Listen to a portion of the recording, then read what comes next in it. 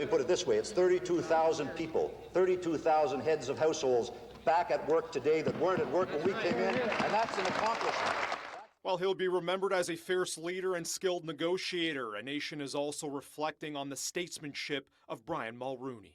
Today, his daughter MPP Caroline Mulroney says her 84-year-old father died.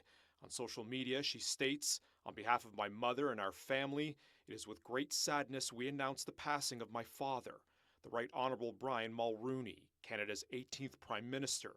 He died peacefully, surrounded by family." An exact cause of death has not been given. However, last spring, Brian Mulroney was treated for prostate cancer and underwent a heart procedure. He was committed to this country, loved it with all his heart, and served it.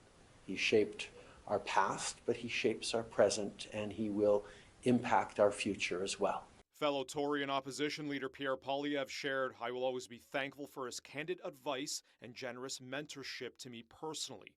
All Canadians are grateful for his immense sacrifice and the lasting legacy he leaves us all." And Premier Doug Ford added, "He leaves behind an unmatched legacy as Canada's 18th Prime Minister. That includes negotiating NAFTA and helping to end apartheid in South Africa. Canada has lost its ultimate statesman."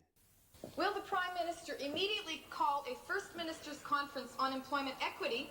We're here to defend and protect the rights of women, and we want the advancement of women across the country.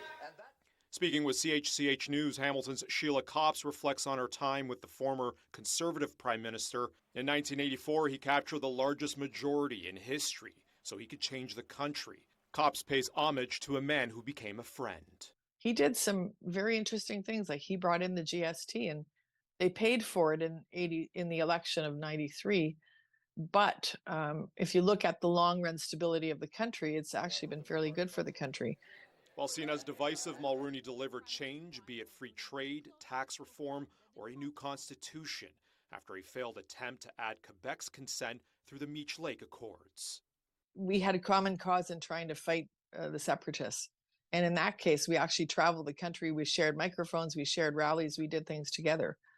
And it was all based on keeping the country together. Caroline Mulroney says the family will share funeral details when available.